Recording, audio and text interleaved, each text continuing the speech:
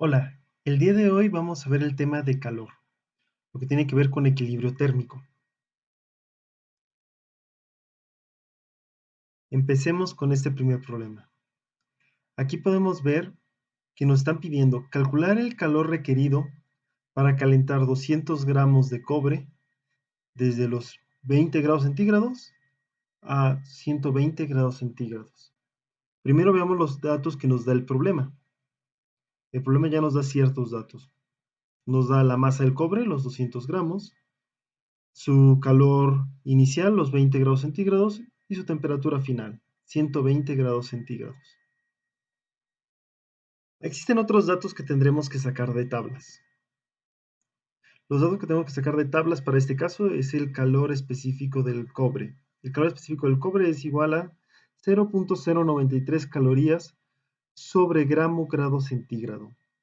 Fíjense que usé estas unidades en específico porque la masa la tengo en gramos y las temperaturas en grados centígrados.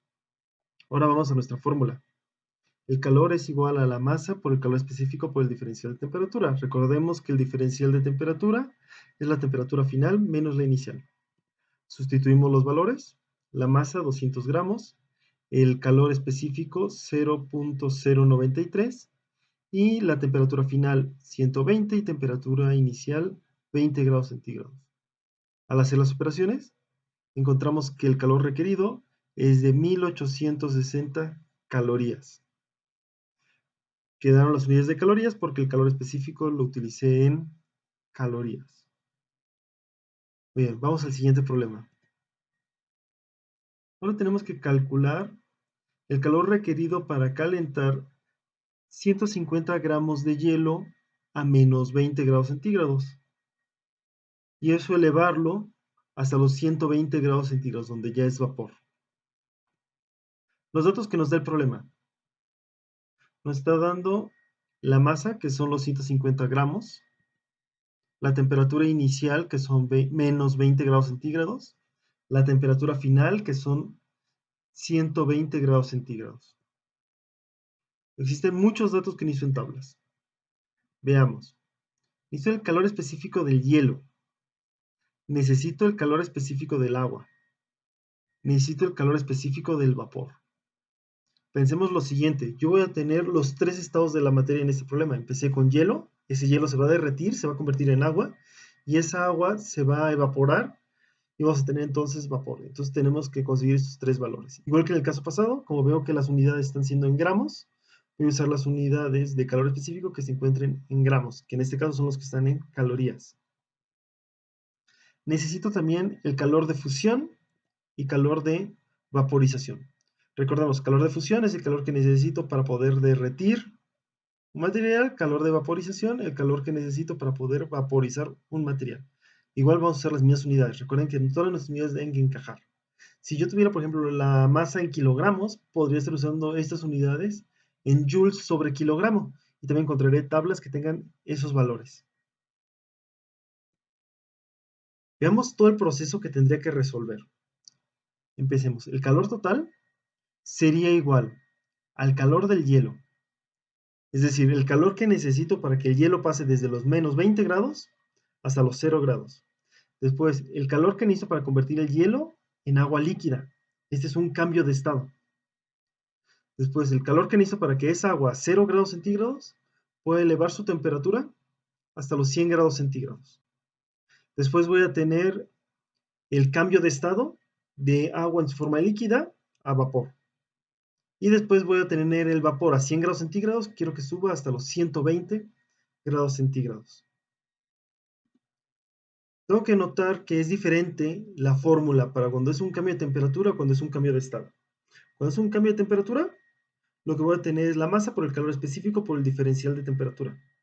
Cuando lo que tengo es un cambio de estado, simplemente es la masa por el calor de fusión, si es de sólido a líquido, o por el calor de vaporización, si es de líquido a gaseoso. Fíjense que tengo también tres diferenciales de temperatura diferentes. El primero corresponde al cambio de temperatura desde los menos 20 grados hasta los 0. Después, el diferencial de temperatura 2 es de los 0 hasta los 100, cuando está en agua. Y el último es cuando ya es vapor, de los 100 a los 120. Sustituyo los valores. Aquí es bien importante no perdernos. Podemos irnos guiando con lo que tenemos arriba. ¿De acuerdo? Por ejemplo, primero tenemos los 150 gramos, calor específico del hielo que es 0.5 y el diferencial de temperatura. Fíjense cómo en el T1 es bien importante los signos. La temperatura final de T1 son los 0 grados, menos la temperatura que ya tenía, la temperatura inicial, que es de menos 20 grados. Por eso me queda 0 menos menos 20 grados. Después tengo el cambio de estado, que serían los 150 gramos por el calor de fusión, que son los 80. Y después sigo con lo del agua, sigo con el cambio de estado de vapor y sigo con el cambio de temperatura del vapor.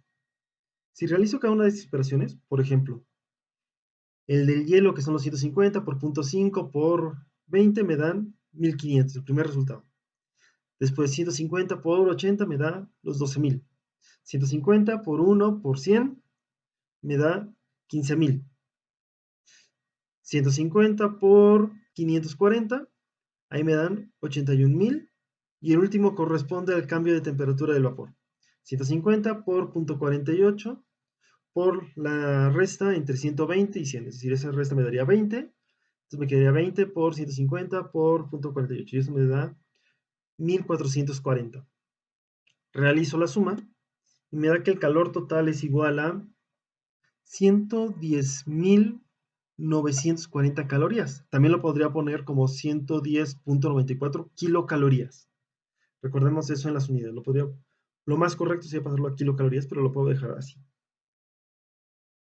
Y vamos al tercer problema. En este tercer problema voy a mezclar dos sustancias, dos materiales, y quiero calcular la temperatura final.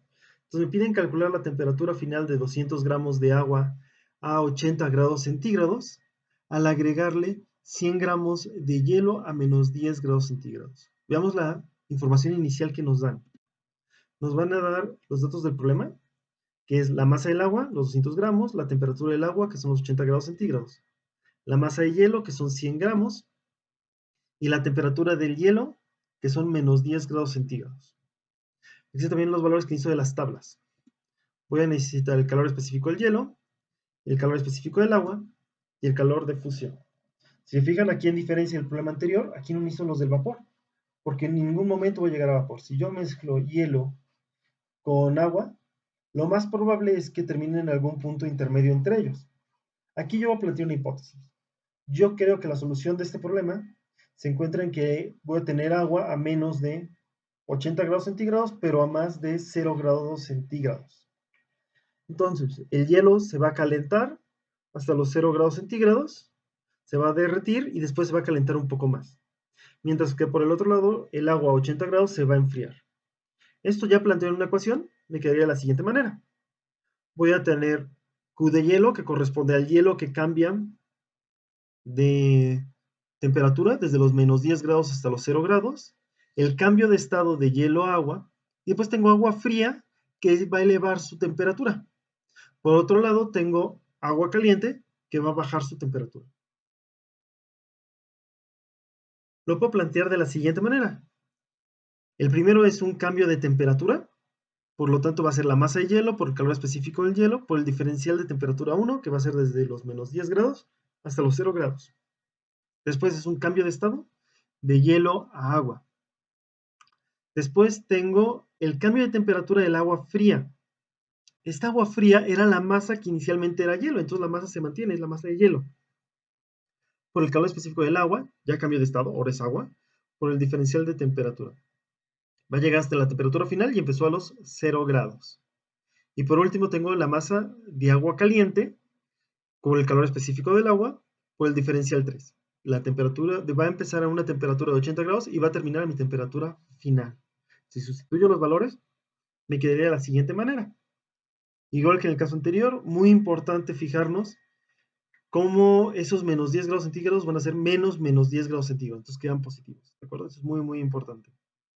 Recordar que la masa de hielo son los 100 gramos, entonces no nos vayamos a confundir. Y si se fijan, yo no conozco la temperatura final, entonces le pongo una incógnita, yo le puse T1, temperatura final, ¿de acuerdo? Si yo realizo las operaciones, me queda ahora de la siguiente manera. Igual que en el caso anterior, lo puedo ir dividiendo entre cada uno de los términos de el calor del hielo al agua, de agua 1 y de agua 2, que son estos valores que ya puse abajo. Si se fijan, me queda la variable de T1 en cada uno de los casos. Para el caso de agua 1, si fijan, era T1 menos 0, entonces me va a dar solamente T1. Entonces T1 por 100 por 1 y por eso me quedó 100 veces T1. Pero en cambio, en el agua 2, tengo que 100 por 1 por T1 menos 200 por 1 por 80. Por eso me quedaron esos 16,000, menos 16,000. ¿De acuerdo? Puedo hacer las sumatorias y va a quedar de esta manera.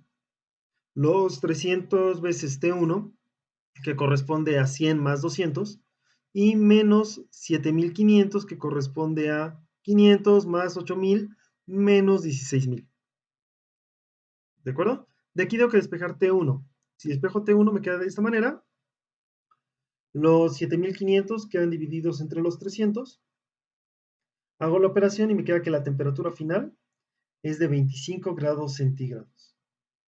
Con eso hemos resuelto varios ejemplos de equilibrio térmico. Si después de esto queda alguna duda, por favor, mándenme un mensaje, los de mis alumnos, por favor, a través del WhatsApp, a través de la página de Facebook o en los comentarios. Muchísimas gracias.